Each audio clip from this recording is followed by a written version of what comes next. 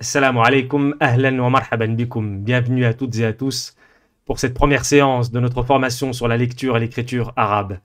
Si votre objectif est d'apprendre à lire et à écrire en langue arabe, cette formation est faite pour vous et je vais vous accompagner durant 10 séances pour vous permettre d'atteindre cet objectif et j'espère que nous arriverons à l'atteindre. Pour cette première séance, nous allons aborder plusieurs points. Le premier d'entre eux est celui de l'histoire de la langue arabe et son évolution. Le deuxième point sera centré sur l'histoire de l'écriture arabe. Puis dans un troisième point, nous aborderons la présentation de l'alphabet arabe, lettre par lettre, de manière succincte. Et enfin, nous aborderons la présentation de la diacritique, c'est-à-dire l'ensemble des symboles qui accompagnent les lettres, comme les points ou les voyelles. Alors tout d'abord, en ce qui concerne l'histoire de la langue arabe, il convient de situer la langue arabe dans un ensemble de langues et dans la famille est celle des langues sémitiques. Alors, le terme sémitique, l'adjectif sémitique, a été employé pour la première fois par un philologue allemand du nom d'August Ludwig Schlosser, en référence au descendant de Sem, qui est un personnage biblique, à savoir le fils aîné du prophète Noé. Les langues sémitiques peuvent être divisées en 2 ou 3 sous-catégories, les langues sémitiques occidentales et orientales, et d'autres les séparent en langues sémitiques orientales, langues sémitiques nord-occidentales et langues sémitiques sud-occidentales. Dans tous les cas, toutes ces déclinaisons ou ramifications sont des interprétations basées sur l'analyse des langues.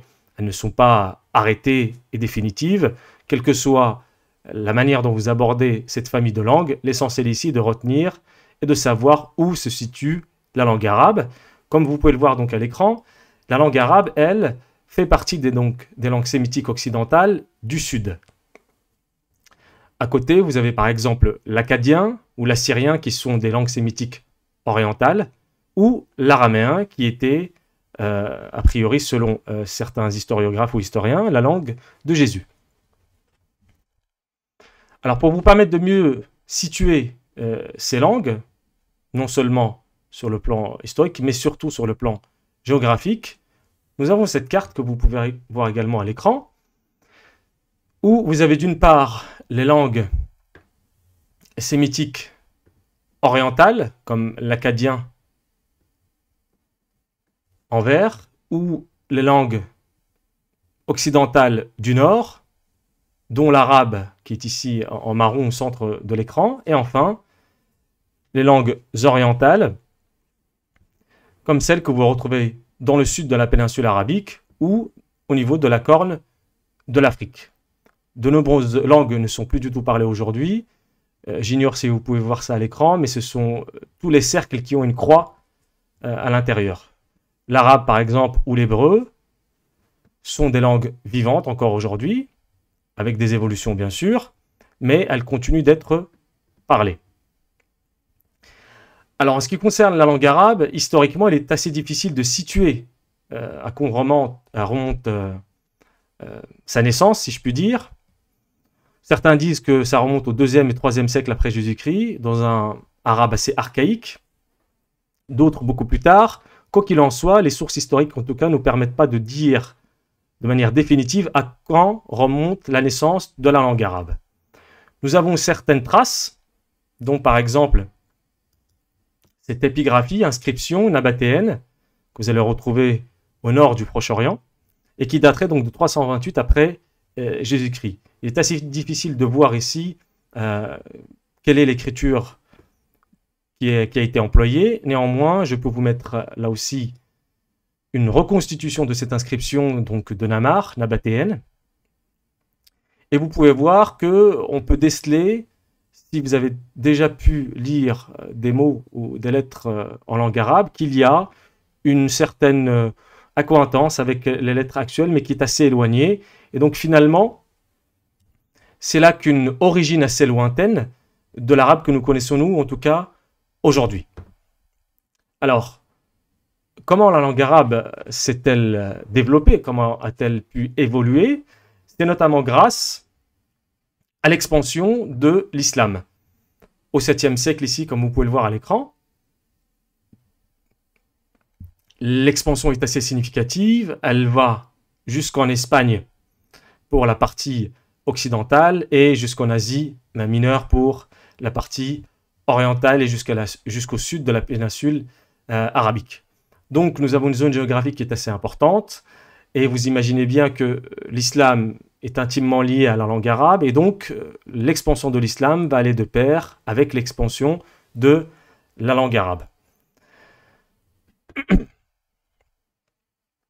Alors, il convient de faire une première distinction ici entre ce que nous appelons arabe classique et arabe moderne.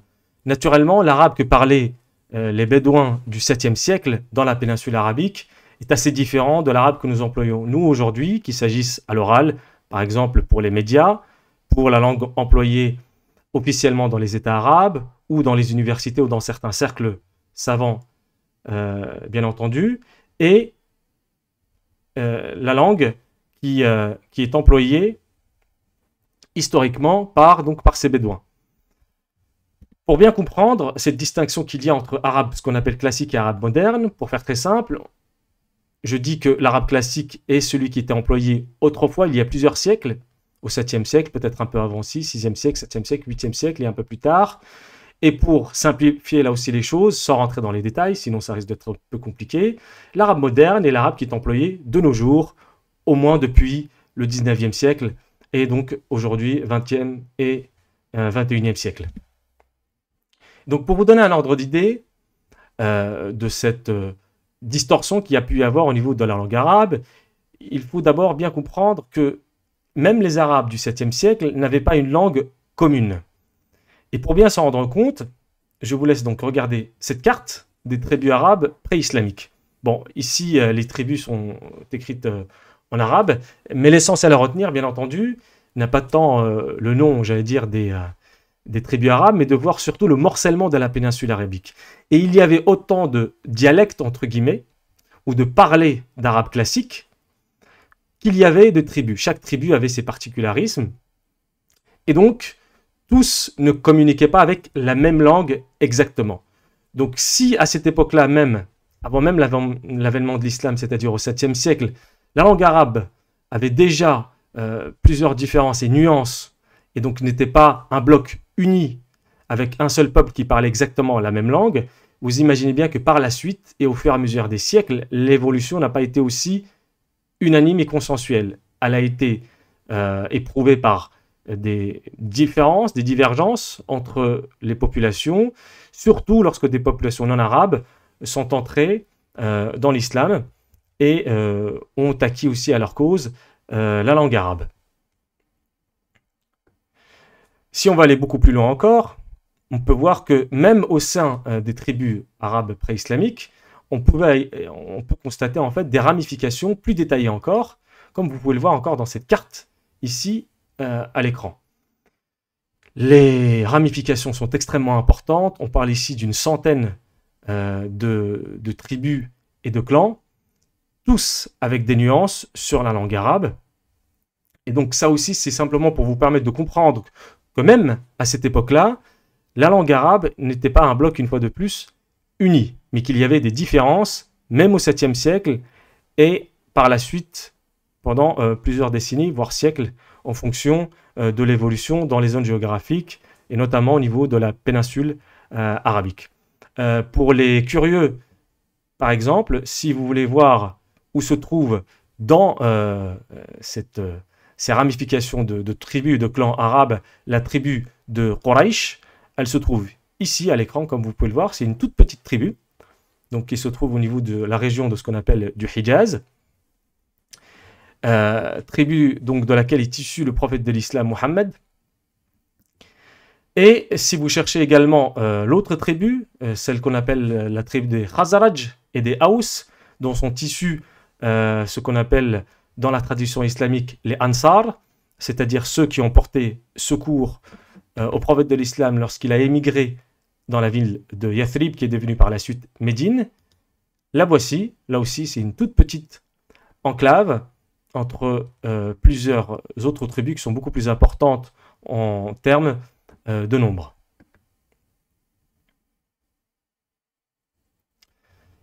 Donc, il y a tout d'abord une grande différence entre arabe classique et arabe moderne. C'est arabe classique très ancien, qui a évolué, et l'évolution durant les siècles, en raison notamment de l'expansion de l'islam, nous a mené à notre arabe moderne.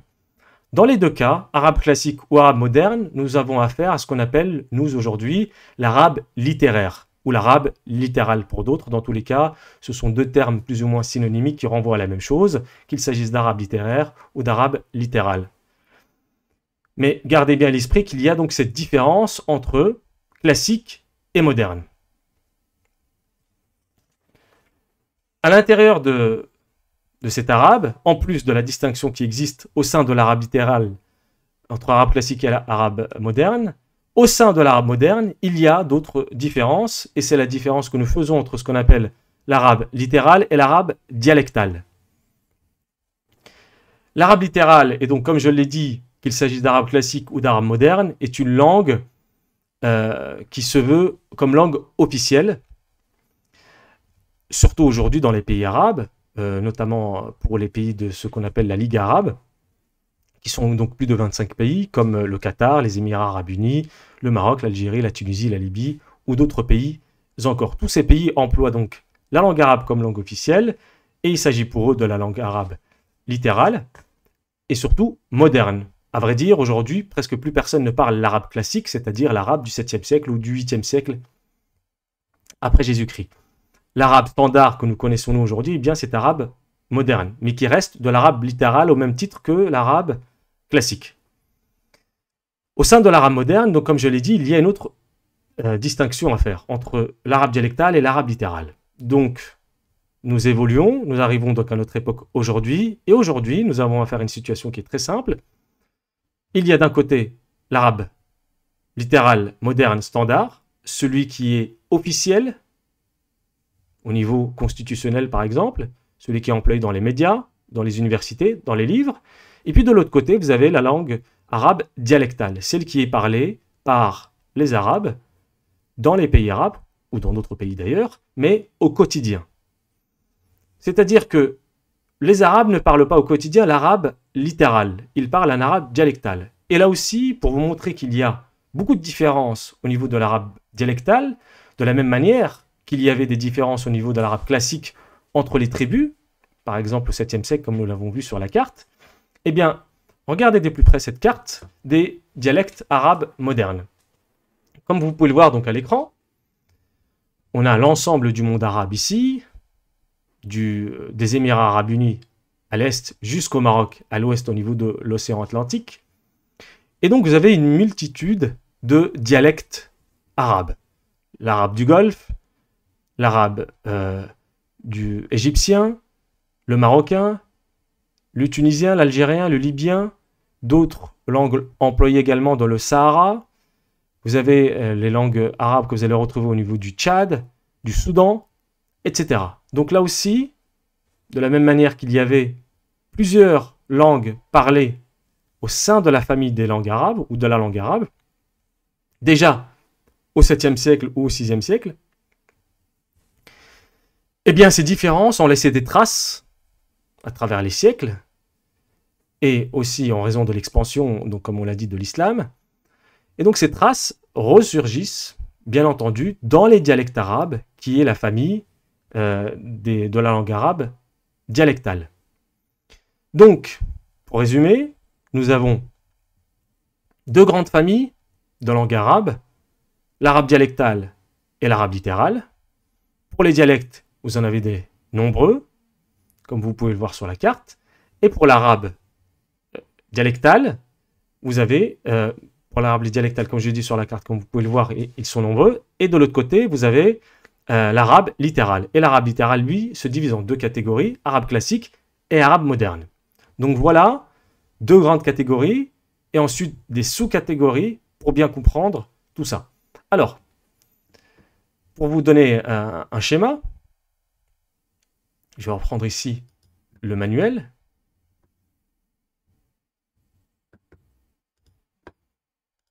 Qui va nous permettre de résumer cette situation. Le voici, le schéma qui va nous permettre de mieux comprendre. Donc vous avez d'un côté, au niveau de la langue arabe, l'arabe littéral, avec ses versants classiques et modernes, et de l'autre côté, vous avez l'arabe dialectal, dialecte maghrébin, dialecte égyptien et autres, comme vous l'avez vu sur la carte. Alors, toutes ces distinctions ne sont pas là pour vous effrayer, pour vous dire que la langue arabe, oh, c'est quelque chose de complexe, mais en réalité, c'est exactement la même chose pour le français ou pour d'autres langues. Ce sont des langues qui ont évolué, et de la même manière qu'à Paris, nous ne parlons pas de la même manière qu'à Marseille ou au Pays Basque ou en Bretagne ou dans le nord de la France, et bien pour l'arabe, c'est exactement la même chose. Il y a des différences, des nuances entre les régions. Simplement, la langue arabe est parlée sur une région qui est quand même assez importante, comme je l'ai dit, du Maroc jusqu'au Golfe arabe. Et donc, ça donne des nuances qui sont plus ou moins éloignées les unes des autres. Parfois même en ce qui concerne le dialecte, où par exemple un Jordanien aurait beaucoup de mal à comprendre un Algérien ou un Marocain. En revanche, pour l'arabe littéral, et notamment pour celui qui est encore parlé aujourd'hui, l'arabe moderne, il est standardisé entre tous les pays arabes.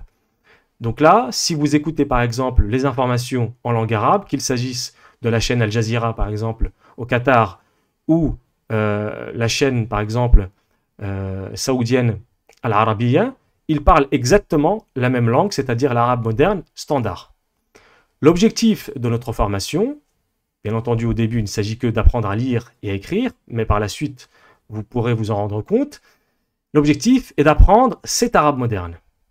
Donc il ne s'agit pas d'apprendre l'arabe classique, qui serait une utopie, car il s'agit d'une langue qui est très peu utilisée aujourd'hui, sauf si vous avez une démarche académique, universitaire, savante, sur certains ouvrages, certains travaux de recherche.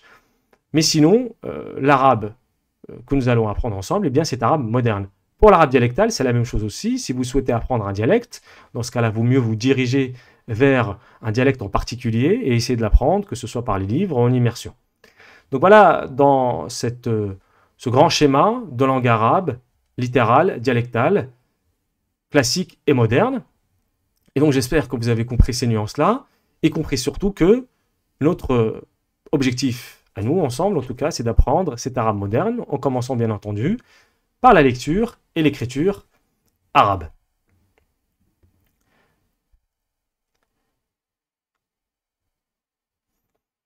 Passons donc maintenant à l'histoire de l'écriture arabe.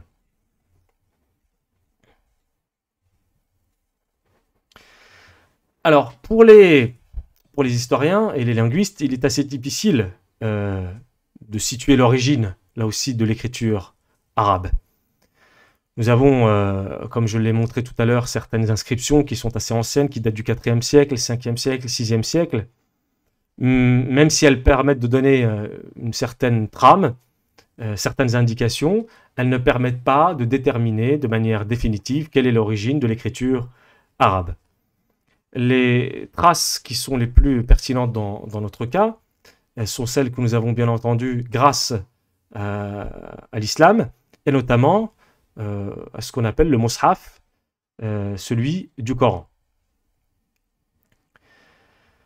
Historiquement, comme vous allez pouvoir le voir à l'écran,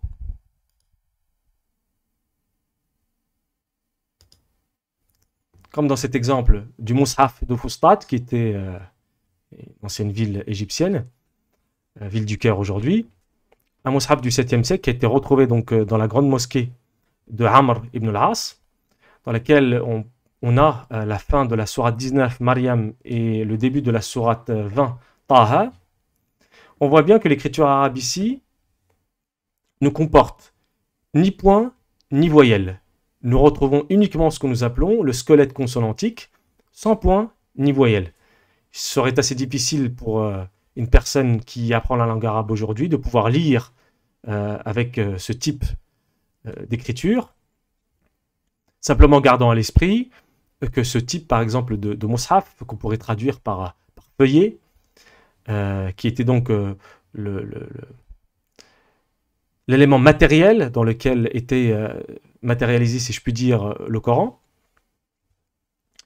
Et donc, ce serait très difficile de pouvoir lire avec ce type de feuillet. Néanmoins, il faut préciser que ce type de feuillet, comme le montrent beaucoup de travaux d'historiens, et notamment spécialistes en ce qu'on appelle codicologie coranique, était surtout ce qu'on appelle un aide-mémoire, c'est-à-dire des gens qui connaissaient déjà le texte par cœur et qui allaient l'utiliser simplement pour se rafraîchir la mémoire s'ils avaient ce qu'on pourrait appeler de manière assez triviale un trou de mémoire.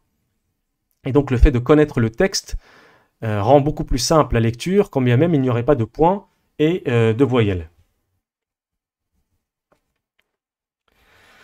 Et donc l'écriture arabe va évoluer, mais avant cette évolution-là, comme on peut le voir aussi sur un autre exemple, avec le Mus'haf de Sana'a, là aussi du 7e siècle, sans points ni voyelles, donc il est là aussi un des plus anciens feuillets du Mus'haf, donc du Coran, qui a été retrouvé dans la grande mosquée de Sana'a au Yémen, dans lesquels on peut lire les versets 265 et suivants de la sourate 2 du Coran, à savoir Al-Baqarah, la vache.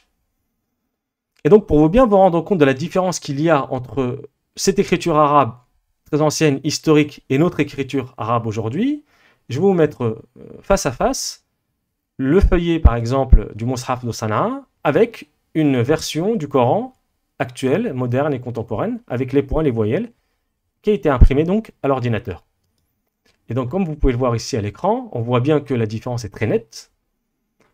Déjà, bien entendu, grâce à l'imprimerie, et aussi grâce à tous les ajouts qui ont été mis en place à travers les siècles et qui montrent une évolution nette qui permet aujourd'hui une lecture beaucoup plus simple et facile et qui n'est plus simplement un aide-mémoire mais qui permet véritablement de lire de but en blanc, si je puis dire, même si vous ne connaissez pas le texte que vous êtes en train de lire. Notre objectif, bien entendu, sera celui-là, de vous permettre de lire avec les points et les voyelles et l'ensemble de ce qu'on appelle la diacritique que nous allons aborder juste après. Voilà donc ce qu'on pouvait dire sur l'évolution de la langue et l'écriture arabe. Nous allons donc pouvoir aborder notre troisième point qui est celui de la présentation de l'alphabet arabe.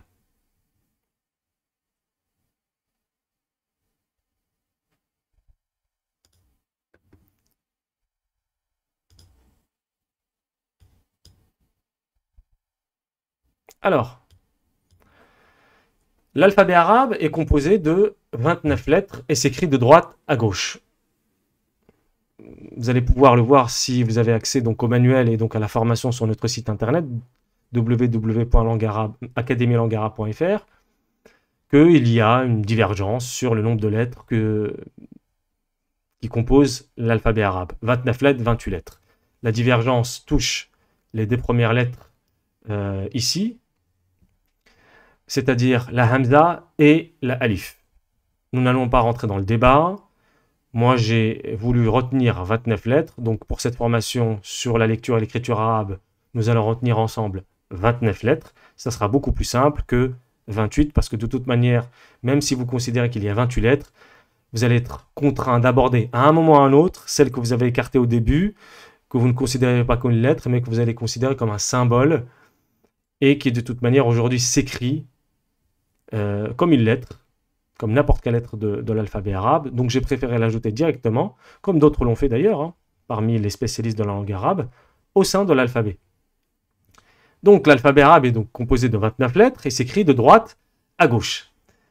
Nous allons les aborder ligne par ligne, car il y a des points communs, notamment en ce qui concerne ou ce qu'on appelle le squelette consonantique, c'est-à-dire la base de la lettre sans point. Et comme vous pouvez le voir, par exemple, sur la deuxième ligne, toutes ces lettres, mis à part les points, la base est la même. D'accord?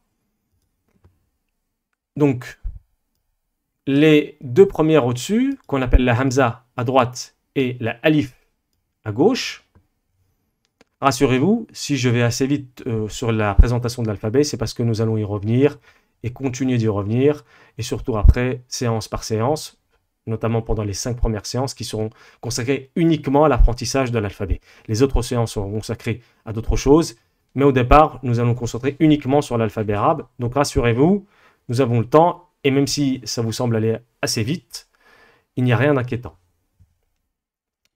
Donc les deux premières qui sont au-dessus, qui sont la hamza et la alif. Sur la deuxième ligne, vous avez les lettres ba, ta et tha. Donc là aussi, c'est exactement le même squelette, sans point. Sur la troisième ligne, les lettres jim, ha, ra. Là aussi, seul le point change. Nous avons ensuite d'autres lettres, le dal et le zal, qui ont la même base.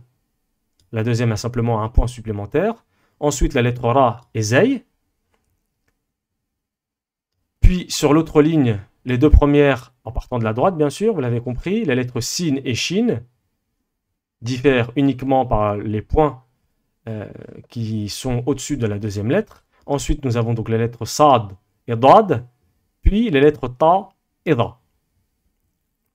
Nous avons ensuite les lettres ayn, rayn, puis fa et qaf. Ensuite, nous avons les lettres kaf, lam, mim et nun. Et enfin, les lettres ha, waw et ya. Alors, voilà pour ces 29 lettres que nous présentons de manière assez succincte, qu'il s'agit simplement de faire un petit tour de cet alphabet arabe avant de rentrer dans les détails par la suite. Ces lettres, bien entendu, comme pour le français, bien sûr, elles ont ce qu'on appelle des noms. Elles ont des noms. Ça ne veut pas dire que ces lettres-là se prononcent comme leur nom, mais leur nom permet simplement de les identifier. De la même manière que, par exemple, en français, vous dites la lettre B. Lorsque vous lisez un mot, vous ne dites pas B. Vous lisez le mot avec sa voyelle. Si, par exemple, je dis bavard, vous ne dites pas B avare. D'accord? Donc, il y a une distinction à faire entre le nom de la lettre et sa prononciation. Nous y reviendrons par la suite. Simplement, sachez qu'il y a bien cette distinction qui existe en arabe, comme elle existe d'ailleurs en français. Mais parfois, c'est vrai que lorsqu'on est natif d'une langue et qu'on ne réfléchit pas à ce détail-là, il peut être assez troublant, mais finalement, lorsqu'on l'explique, c'est somme toute assez simple. Donc, il y a bien une différence entre le son de la lettre et son nom. Donc, voilà les noms des lettres. Nous allons toutes les revoir une par une, de droite à gauche. La première est donc la hamza. Vous avez ensuite la lettre alif, ba, ta, tha, jim, ha, ra, dal, zal, ra, zay, sin, shin, sad, dad, ta, dha, ayn, rayn, fa, qaf, kaf, lam, mim, nun, ha, waw, et enfin la lettre ya. Voilà donc pour le nom de ces lettres, au nombre de 29.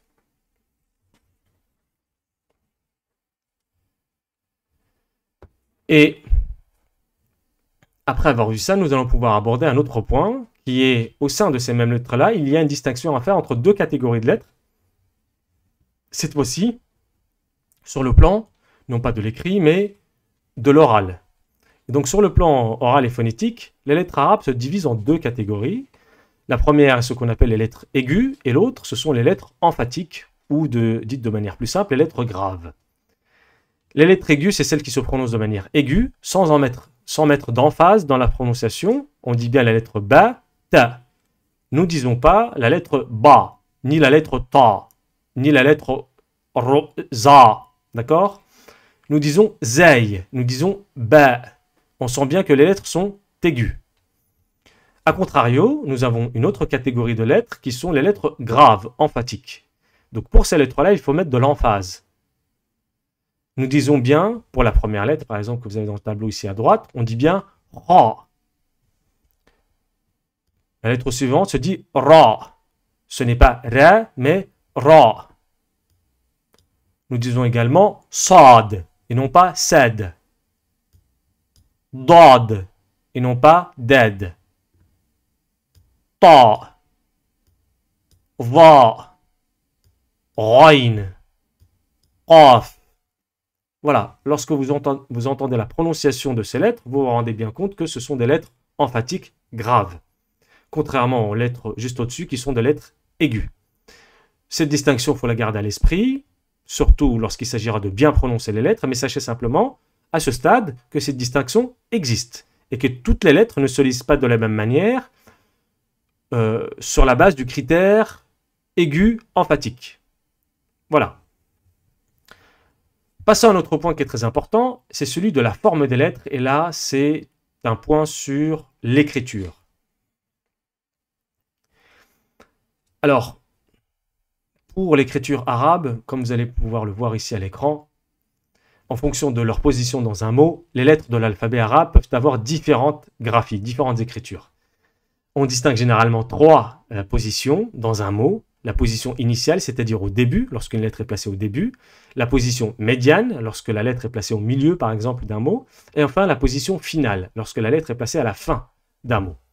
Le tableau que vous voyez à l'écran vous permet en fait de savoir comment s'écrit une lettre lorsqu'elle est isolée, c'est-à-dire lettre de l'alphabet, sans être dans un mot. Puis, lorsqu'elle est en position initiale, au début d'un mot, en position médiane lorsqu'elle est au milieu d'un mot et en position finale à la fin d'un mot. Si je mets de côté l'exemple de la hamza qui est un peu complexe, prenons par exemple l'exemple de la lettre ba. Non, juste ici, voilà. La lettre ba, lorsqu'elle est isolée, elle s'écrit comme ça. Lorsqu'elle est au début, elle s'écrit comme ça.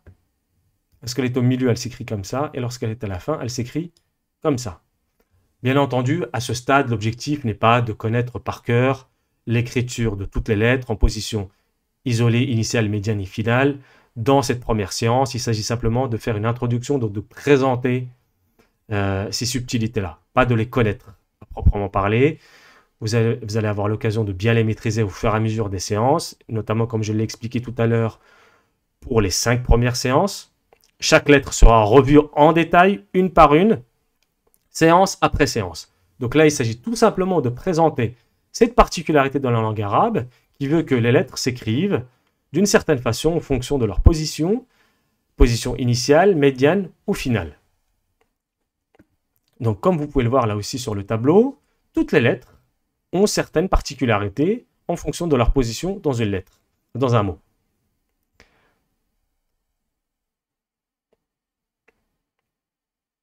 Ce tableau, bien entendu, vous pouvez le voir sur votre manuel, dans votre espace personnel, sur le site academielanguearabe.fr. Voilà pour l'ensemble des lettres que vous avez ici. Un autre point à aborder, bien sûr, est celui des lettres à liaison partielle. Alors, certaines lettres de l'alphabet ne s'attachent jamais avec la lettre suivante. C'est le cas de 6 lettres de l'alphabet. Les lettres alif, dal, dhal, ra, zay et waw. Vous ne les connaissez pas encore, ce n'est pas bien grave, c'est tout à fait normal. Il s'agit simplement là aussi de présenter les particularités que vous allez revoir par la suite lorsque vous aborderez les lettres une par une. Et bien dès lors, les lettres qui les suivent, donc qui suivent ces lettres qui ne s'attachent pas avec les lettres d'après, les lettres qui les suivent s'écriront comme si elles étaient sous leur forme initiale ou isolée. Donc la notion d'isolé ou d'initial n'est pas simplement à mettre en lien avec le début d'un mot, mais aussi avec le fait que certaines lettres ne peuvent pas s'attacher. Donc dès lors que vous avez une lettre qui ne peut pas s'attacher à la suivante, vous devez repartir comme si la lettre était sous forme initiale. D'accord? Regardez plusieurs exemples ici. Pour la lettre alif, j'ai pris l'exemple du mot kitab, qui veut dire livre. Vous voyez bien que la alif qui est ici en rouge ne s'attache pas à la lettre ba qui est juste après. Si je zoome un peu, vous allez mieux pouvoir le constater. D'accord? Vous voyez bien qu'il y a un espace entre la alif en rouge et la lettre d'après. La lettre d'après, bien sûr, à gauche, parce que nous lisons de droite à gauche en arabe. Alors, c'est la même chose pour la lettre dal qui est en rouge ici. Vous voyez bien qu'il y a un espace avec la lettre d'après qui est une alif. Le mot dar qui veut dire maison. La lettre dal en dessous, pareil, ne s'attache pas à la lettre d'après. Et quelle que soit la lettre, bien sûr. Hein. La lettre ra ne s'attache pas après. La lettre zay ne s'attache pas non plus. Et la lettre waw ne s'attache pas non plus. Donc, toutes ces lettres, donc ces 6 lettres, ne peuvent jamais être attachées à la lettre suivante. Elles peuvent être attachées avant, mais pas après. Donc avant, vous pouvez très bien avoir une lettre sous sa forme médiane, parce qu'elle est au milieu. Mais par contre, la lettre qui viendra juste après devra s'écrire sous sa forme initiale, comme si elle était au début d'un mot. Ou sous sa forme isolée, si par exemple, la lettre qui suit est la dernière lettre du mot. Voilà ce qui concerne donc la présentation de l'alphabet. Si je reviens donc à mon plan, il nous reste un dernier point à aborder qui est celui de la présentation de la diacritique.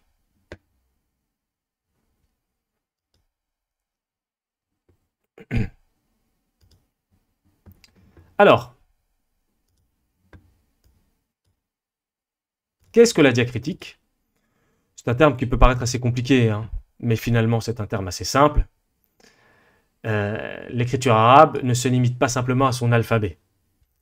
Plusieurs signes peuvent accompagner les lettres, comme les voyelles par exemple, et les signes qui accompagnent les lettres sont regroupés dans un ensemble que l'on appelle la diacritique. Il s'agit principalement, et c'est ce que nous allons voir, les voyelles, ensuite ce qu'on appelle le tanwin, puis le soukoun et enfin la shadda. Commençons donc par les voyelles. En langue arabe, il existe 2 types de voyelles, les voyelles brèves ou courtes et les voyelles longues. Étant précisé que les voyelles longues ne sont qu'une extension des voyelles brèves, c'est-à-dire qu'elles ne peuvent exister sans les voyelles brèves. Et donc, il ne peut y avoir de voyelle longue si cette voyelle longue n'est pas précédée d'une voyelle brève. Mais ça, vous allez le comprendre par la suite. Sachez simplement que les voyelles longues ne sont qu'une extension des voyelles brèves. Et donc, à chaque fois que vous avez une voyelle longue, c'est parce qu'il y avait son équivalent en voyelle brève juste avant. Donc, elle permet simplement de prolonger cette voyelle brève. Alors, tout d'abord, les voyelles brèves. Leur nom. Donc, il y en a 3, bien sûr. Nous allons voir leur nom, leur signe, c'est-à-dire comment elles s'écrivent, et leur son. Commençons donc par la droite. La première des 3 voyelles brèves en langue arabe s'appelle la damma. Damma. Son symbole est un petit 9 qui s'écrit au-dessus de la lettre. La lettre est matérialisée ici, à l'écran et sur le manuel, par une barre horizontale. Hein. La barre horizontale, c'est pour dire qu'il y a une lettre. C'est comme un X en mathématiques, pour dire que ça pourrait être n'importe quelle lettre. Et donc la damma, qui est un petit 9, se place au-dessus de la lettre. Et le son de cette voyelle, donc de la damma, est le son OU. Donc si je prends par exemple la lettre ba, que j'ai juste en dessous, et que j'ajoute une damma au-dessus, comme vous pouvez le voir ici,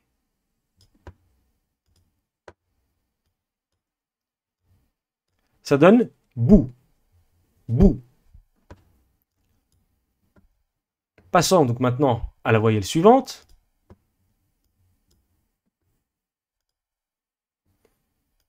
La deuxième, qui s'appelle kasra. Kasra. Son signe est un petit trait en dessous de la lettre. Et son son est le son I. Si j'ai par exemple la lettre ba, je dirais bi. Bi. Enfin, la dernière voyelle est la fatha. Fatha. Son symbole est un petit trait au-dessus de la lettre et son son est le son A. Attention, le son n'est pas A, sauf à quelques rares exceptions lorsque la lettre est emphatique notamment, mais son son de base est le son A. C'est un son qui serait entre le A et le E. A. Si je prends par exemple la lettre ba et que je mets une fatha au-dessus, je dirais bien ba et non pas ba. ni bi. Ce sera bien ba, un intermédiaire entre le A et le E.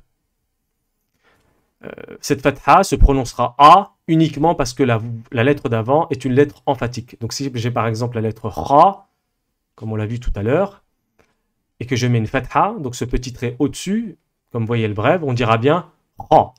Mais le caractère emphatique de la voyelle ne vient pas de la voyelle elle-même, mais vient de la lettre. Donc finalement, c'est la lettre emphatique grave qui pousse la voyelle à se prononcer de cette manière-là. Ou qui donne l'impression du moins que cette voyelle est prononcée de cette manière-là, alors qu'en réalité, c'est juste la lettre qui est emphatique, et c'est tout. Voilà donc pour les voyelles brèves qui sont la damma, la kasra et la fatha. Vous venez de découvrir ces termes, vous n'allez pas les retenir tout de suite, il va vous falloir du temps, et au fur et à mesure des séances, vous allez les retenir sans aucune difficulté. Apprenez simplement à les répéter en langue arabe, donc ne dites pas A ou I, mais dites directement damma, fatha, kasra. Ça vous permettra de vous familiariser avec le vocabulaire de l'orthographe et de la grammaire arabe, et donc de les retenir beaucoup plus facilement que si vous cédiez à la facilité en prononçant leurs sons en français. Les voyelles longues, qui sont donc l'extension finalement des voyelles brèves, l'extension de la damma et la voyelle waw, qui se prononce ou. Donc on prolonge la damma, c'est ou. Donc si je prends un ba avec une damma au-dessus comme voyelle, donc le son ou, et que je rajoute cette voyelle longue, ça nous donnera bou. La deuxième voyelle longue est la lettre ya, qui est l'extension donc de la kasra, qui était donc le son i. Il suffit tout simplement de prolonger le son i avec une lettre. Avec l'exemple de la lettre ba, au lieu de dire bi, nous dirons bi, bi. Et enfin, la dernière voyelle, la dernière voyelle longue est la alif, qui est le prolongement de la voyelle a. Nous dirons donc avec la lettre ba, ba, ba, et non pas ba, ba, et non pas ba.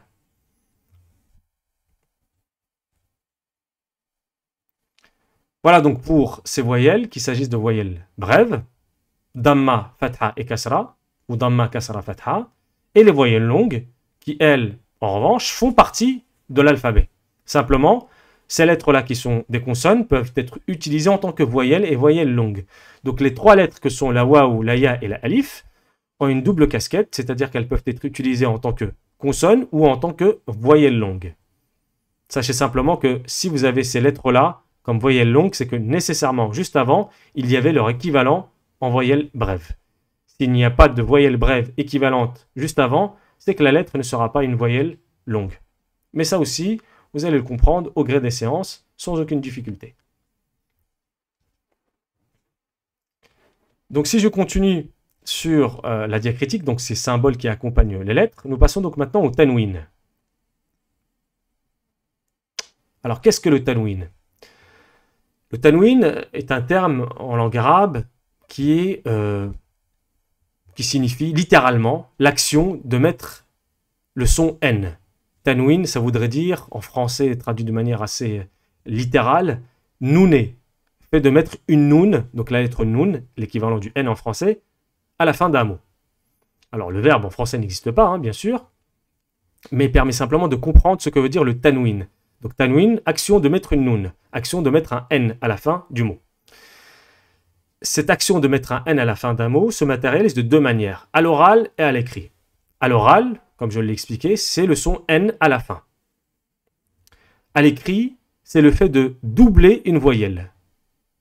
Vous prenez par exemple le damma, vous l'écrivez deux fois, vous avez écrit ce qu'on appelle un tanwin de damma. Vous prenez une fatha, vous l'écrivez deux fois sur la lettre, vous avez un tanwin de fatha. Et vous avez une kasra et vous l'écrivez deux fois, vous avez un tanwin de fatha. Ça, c'est pour l'écrit. Pour l'oral, eh bien, c'est très simple. Comme je l'ai dit, il suffit d'ajouter simplement un son N à la fin du mot. Le premier mot ici, vous avez à droite, qui signifie donc maison. Vous avez deux voyelles à la fin. Je vais zoomer pour que ce soit plus clair. Vous avez donc deux damma au-dessus de la lettre ta en rouge. Vous les voyez, deux petits neufs. S'il n'y avait qu'une seule damma, la prononciation aurait été beitou, tout. Donc le son ou pour la damma. Le fait de doubler la voyelle, ça nous donne beitoun, beitoun. On voit bien que on ajoute un n à la fin, beitoun, alors qu'au départ nous aurions beitou. Ça nous donne beitoun. Si j'ajoute maintenant deux kasra, deux sons i à la fin, la prononciation sera, au lieu de beiti, s'il n'y avait qu'une seule kasra, ça va devenir beitin, beitin. Et si j'ai deux fatha à la fin, ça donnera beiten, beiten. Dans tous les cas, nous entendons bien, donc ce son N à la fin, cette noun, parce que c'est la lettre noun en arabe, mais en français c'est le son N, on ajoute bien N. On dit beitoun, on dit beiten, beitin. On entend bien N. Et donc, le tanwin, à l'oral, c'est ça. Et à l'écrit, c'est simplement le fait de doubler la voyelle. Voilà ce que c'est que le tanwin, qui est donc un autre élément de la diacritique arabe. Continuons donc notre présentation de la diacritique, cette fois-ci avec ce qu'on appelle l'absence de voyelles. Alors nous avons vu qu'il y a des voyelles en langue arabe au nombre de 3, en tout cas pour les voyelles brèves, la damma, la kasra et la fatha.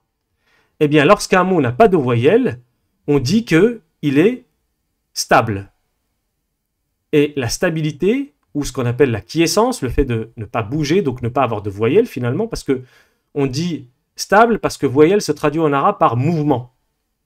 Le terme pour dire voyelle en arabe se dit haraka. Et haraka se traduit littéralement par mouvement. Ça veut dire qu'une lettre qui a une voyelle, c'est une lettre qui est en mouvement. Donc une lettre qui n'a pas de voyelle, c'est une lettre qui n'est pas en mouvement, qui est immobile, qui est donc quiescente, en état de quiescence, de stabilité. Et donc en langue arabe, il y a un signe qui permet de matérialiser l'absence de voyelle. Et ce signe, on l'appelle soukoun. Et à l'écrit, il se note comme un petit rond, comme vous pouvez le voir ici. Voilà. Ça, c'est la barre horizontale, c'est une lettre quelconque. Vous mettez un soukoun, ça veut dire qu'il n'y a pas de voyelle. Et s'il n'y a pas de voyelle, c'est uniquement le son de la lettre qui est prononcé, sans voyelle. Pour vous donner quelques exemples, on va regarder en dessous. Le premier mot, qui était donc toujours le même, beit, qui veut dire maison. On voit bien que sur la deuxième lettre en rouge, il y a un soukoun. Vous n'allez pas dire ya, you ou yi, mais vous dites y. Donc beit. S'il y avait une damma, nous aurions dit bayou, bayout. S'il y avait une kasra, on aurait dit bayit. S'il y avait une fatha, nous aurions dit bayet. Mais le fait qu'il n'y ait aucune voyelle, donc un soukoun, ça se dit beit, bay, bay. Comme un Y, tout simple. Le deuxième exemple est avec le mot kenz. Kenz. On voit bien que la deuxième lettre ici en rouge, le N ou la lettre Noun, n'a pas de voyelle. Et donc on prononce uniquement le son de la lettre qui est N. Kenz. Kenz. Ce n'est ni kanou, ni kani, ni kana, mais ken. Ken. Kenz. Sans voyelle, vous mettez le soukoun et ça veut dire que la lettre se prononce uniquement avec son son tout court. Troisième exemple, ici avec le mot maktab. On dit bien maktab, tout court. Vous ne dites pas makou, vous ne dites pas maki et vous ne dites pas maka. Vous dites mak. Pas de voyelle, donc soukoun, c'est un petit rond, et le son de la lettre uniquement est prononcé. Donc nous avons d'un côté les trois voyelles, leur strict opposé et l'absence de voyelle, donc c'est le soukoun. 4 mots techniques entre guillemets à retenir pour le moment. La damma, première voyelle avec le son ou, la kasra, le son i, la fatha, le son a. Et enfin, l'absence de voyelle, le petit rond, c'est le soukoun. Passons donc maintenant à notre dernier élément de diacritique, qui est la shadda, qui se traduit en français par le terme gémination. Alors, qu'est-ce que ça veut dire? Là aussi, la gémination ou la shadda, en langue arabe, renvoie à deux réalités, une réalité écrite et une réalité orale. La réalité écrite est très simple. Le symbole est une sorte de petit trident comme vous pouvez le voir ici. D'accord? Je zoome encore pour que ce soit plus clair, en bleu, au centre de l'écran. Et à l'oral, c'est le fait d'insister sur une lettre. Alors, dans la langue arabe, lorsqu'il y a une shadda, ça veut dire que, initialement, c'est-à-dire dans l'origine du mot, dans sa morphologie, dans sa construction, il y avait 2 fois la même lettre. 2 fois la même lettre. Et en langue arabe, au lieu d'écrire 2 fois la même lettre, on préfère l'écrire qu'une fois et ajouter ce petit symbole au-dessus de la lettre pour dire qu'il y avait à la base 2 lettres et donc il faut insister sur la lettre. Nous avons cet exemple-là en français. Simplement en français, il n'y a pas d'équivalent de la shadda sur le plan écrit, mais elle a son équivalent sur le plan oral. Prenez par exemple le mot avec 2 lettres qu'on pourrait avoir.